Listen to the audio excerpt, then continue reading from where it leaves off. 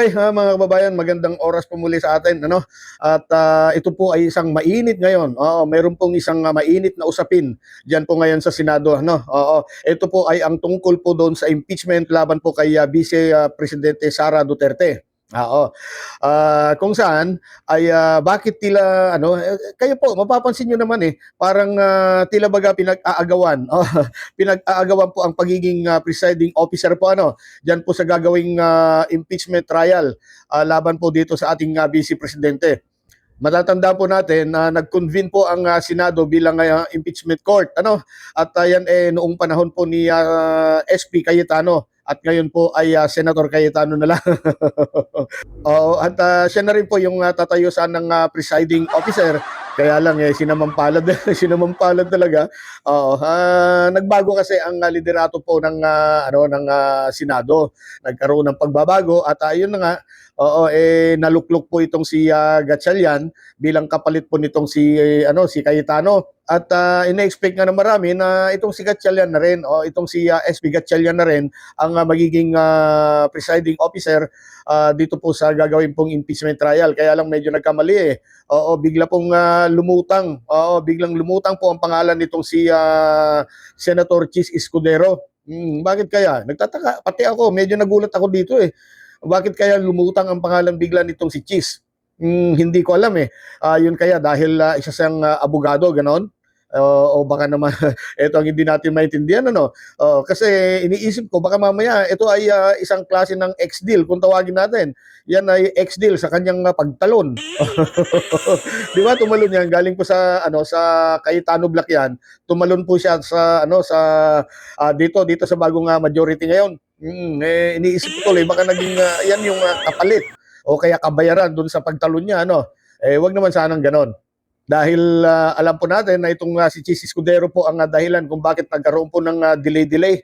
Oo, 'di ba last year yung naunang impeachment po laban po dito kay Sara nagkaroon po ng aberya aberya ganon, aberya talaga 'yon. Oo, na-delay O ilang na-delay na-delay tapos bigla na lamang wala na. Oo. Naglaho parang si bato. Wag naman sanang ganito baka mamaya yung iniisip ko ganun nangyari, mayroon pong laro. Wag naman. Oo, parang may laro kasi dito Hindi ko nga lang magets kung ano yung laro na yan. At ayon kay Gatchalian, doon po sa panayam sa kanya nagkaroon kasi ng interview sa kanya At ang tinanong kung bakit daw si Cheese. Oo, sinagot naman niya na maayos.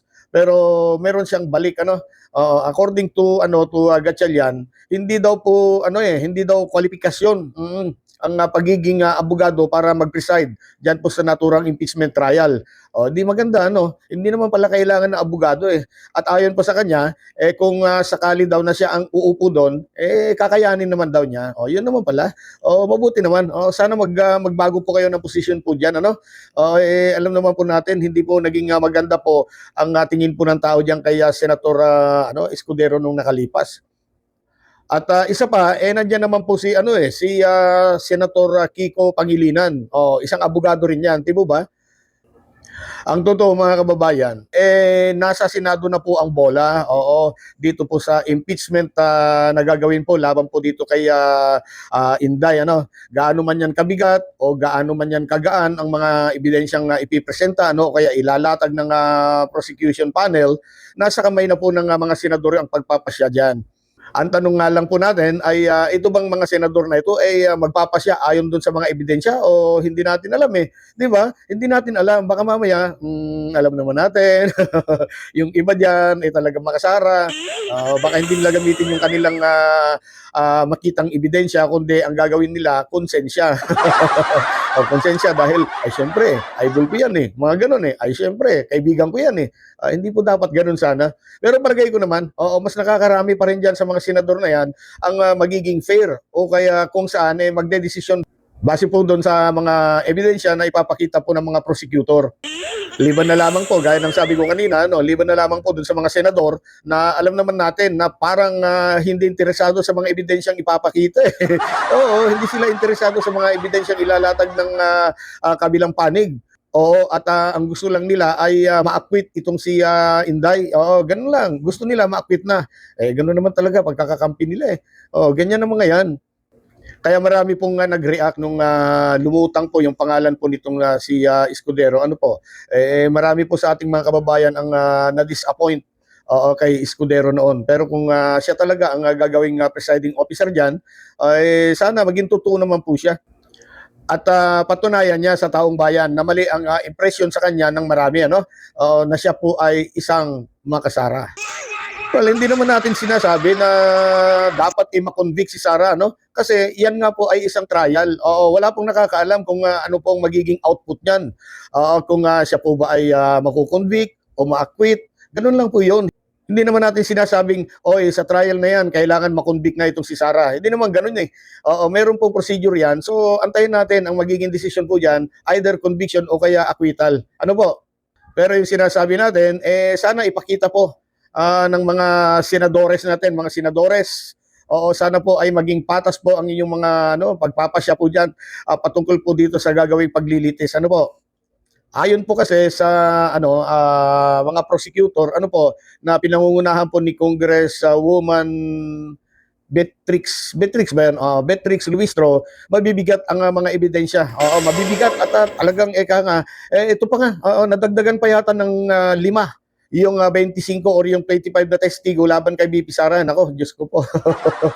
Oo, naging 30 na yata yung lalabas na testigo eh. At ang sabi sa 4 na article of impeachment, isang conviction lang sapat na. Oo, sapat na daw po para mapatalsik sa pesto itong si Sara Duterte. Nako po. Oo, palagay ko baka kahit butas ng ilong ni Ilong Ranger hindi makakapasok, hindi makakalusot itong si Inday ngayon.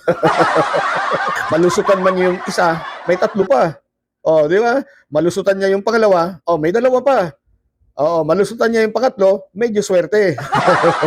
Pero paano? Kung madali siya sa pang-4, di yari na. Yun yung sinasabi na kahit isa lang, makonvict lang siya sa isa. Sa isang article lang ma-impeach siya o kaya makonvict siya doon, tapos na. Tapos na maliligayang araw ni BP Inday Sara. At para sa akin mga kababayan, ito ay para sa akin lamang ha. Sino ba naman tayo? Di ba?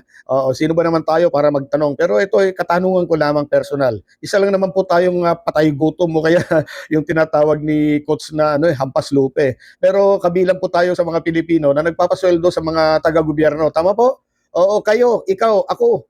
Pare-pareho tayo. Tayo po ay kasama po doon sa milyong-milyong Pilipino na nagpapasweldo dito sa mga taong gobyerno natin. Kaya ang tanong ko lamang mga kababayan, bakit hindi kaya pwedeng itong si SP Gatchalian na lamang?